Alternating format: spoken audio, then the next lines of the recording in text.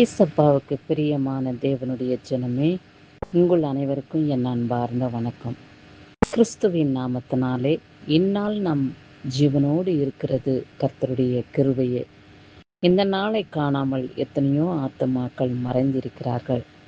ஆனால் ஏசப்பாவினுடைய தயவினாலே இம்மட்டுமாய் நாம் உயிரோடு இருக்கிறது அவருடைய சுத்த கிருபை. அதற்காக தேவனை ஸ்தோத்திரிப்போம். இந்த நாளிலே கர்த்தர் நமக்கு கொடுக்கப்பட்டுள்ள வார்த்தை என்ன என்று பார்ப்போம். கர்த்தருடைய வார்த்தையை நாம் கேட்பதற்கு முன்னதாக அவருடைய வார்த்தையை நாம் தியானிக்க வேண்டும், கேட்டு தியானிக்க வேண்டும். தியானித்து அதன்படி நாம் நடந்து கொண்டு அவர் கொடுக்கப்பட்டுள்ள வார்த்தையை நாம் விசுவாசிக்க வேண்டும். விசுவாசத்தின் மகிமையை நாம் பெற்றுக்கொள்ளும் பொழுது தெய்வீக ஆசீர்வாதத்தை நாம் கண்டடைவோம். ஆகையாலே உபாகமும் 1:11 எழுதப்பட்டுள்ள வார்த்தை, நம்மோடு கர்த்தர் பேசுகிற வார்த்தை என்னவென்றால், நீங்கள் இப்பொழுது இருக்கிறதை பார்க்கிலும் 1000 மடங்கு அதிகமாகும்படி கர்த்தர் உங்களுக்கு சொல்லியபடியே உங்களை ஆசீர்வதிப்பாராக என்று சொல்லப்பட்டுள்ளது. கர்த்தர் தாமே நமக்கு சொல்லியிருக்கிற வார்த்தையை நாம் தியானிப்போம். என் மகனே, என் மகளே, ஏன் துக்கப்படுகிறாய்? ஏன் கவலைப்படுகிறாய்? நம்முடைய வாழ்க்கையின் ஜீவியம் இப்படியாகவே கடந்து விடுவோமா? நம்முடைய வம்சம் ஆசீர்வதிக்கப்படாமல் தரித்திரமான வாழ்க்கையை வாழ்ந்து வருவார்களா? நம்முடைய வாழ்க்கையிலே கொஞ்சமும் முன்னேற்றம் இல்லையே. நாம் செய்கிறதான செயல்கள் ஒவ்வொன்றும் தோல்வி அடைந்து கொண்டே இருக்கிறதே.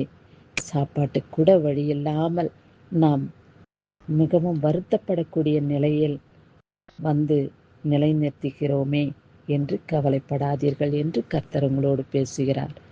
என் மகனே, என் மகளே என்று அவர் உருக்கமாய் உங்களை நோக்கி கூப்பிடும் பொழுது, என் தகப்பனே, இதோ நான் இருக்கிறேன், சொல்லும் அப்பா, நான் கேட்கிறேன் என்று நாம் உத்தரவு கொடுக்கும் பொழுது, அவரோடு பேசும் பொழுது, அவர் நமக்கு கொடுக்கப்பட்டுள்ள வார்த்தையை இப்பொழுது விசுவாசிப்போம். என் மகனே, நீ இப்பொழுது இருக்கிறதை காட்டிலும் 1000 மடங்கு அதிகமாகும்படி நான் உன்னை ஆசீர்வதிக்கவே ஆசீர்வதிப்பேன். உனக்கு சொல்லியபடியே உன்னை நான் ஆசீர்வதிப்பேன் என்று சொன்னேன் அல்லவா? அப்படியே நான் உன்னை ஆசீர்வதித்து உன் வம்சத்தை பெருக செய்வேன்.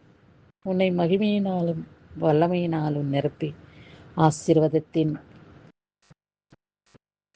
மகிமையை நீ பெற்றுக்கொள்வாய் என்று கர்த்தர் சொன்ன வார்த்தையை நாம் விசுவாசிப்போம். விசுவாசிக்கிறேன் என் தந்தையே, நீர் சொன்னபடி என்னுடைய கையின் பிரயாசத்தை நீர் 1000 மடங்கு ஆசீர்வதிப்பீர் என்று நான் விசுவாசிக்கிறேன்.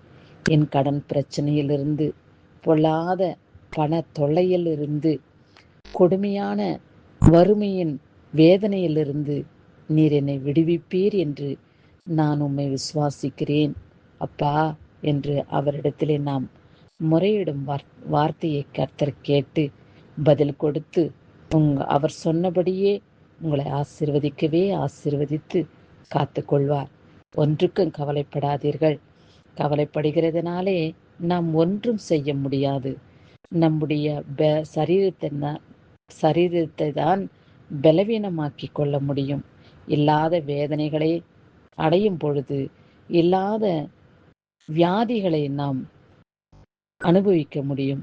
ஆகையாலே ஒன்றை குறித்தும் நாம் கவலைப்படாமல் தேவன் சொன்னபடி நம்மை ஆசீர்வதிப்பார் என்று ஆசீர்வாதத்தின் நாளுக்காக காத்து கொண்டிருப்போம்.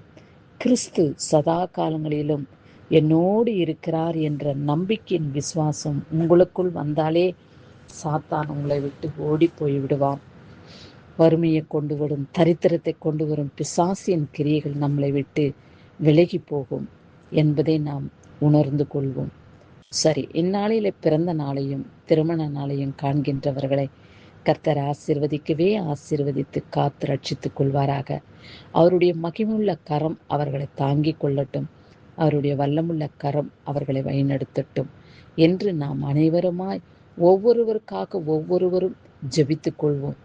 ஒவ்வொருவருடைய வியாதிகளின் பிரச்சனைகளிலிருந்து, பண போராட்டத்திலிருந்து, இதோ நாம் இறந்து விடுவோம் என்ற ஏக்கத்தை கொடுக்கும், இறந்து விடலாம் என்ற எண்ணத்தை கொடுக்கும் பிசாசின் கிரிகளிலிருந்து ஒவ்வொருவரும் விடுதலை செய்ய பரிசுத்த ஆவியானவராகிய இயேசுவினிடத்திலே ஜெபித்து அவரிடத்திலே நாம் இரக்கங்களை பெற்றுக்கொள்வோமா? ஆமாம், அவரிடத்திலே நாம் இரக்கங்களை பெற்றுக்கொள்ளும்போது ஆயுள் நாட்களையும் நீடித்த பரிசுத்தமுள்ள வாழ்க்கையையும் ஆசீர்வதிக்கப்பட்ட ஜீவியத்தையும் கர்த்தர் கொடுத்து நம் அனைவரையும் பாதுகாத்துக் கொள்வார். கிறிஸ்துவுக்கு சதா காலங்களிலும் மகிமை உண்டாகட்டும். ஆமேன்.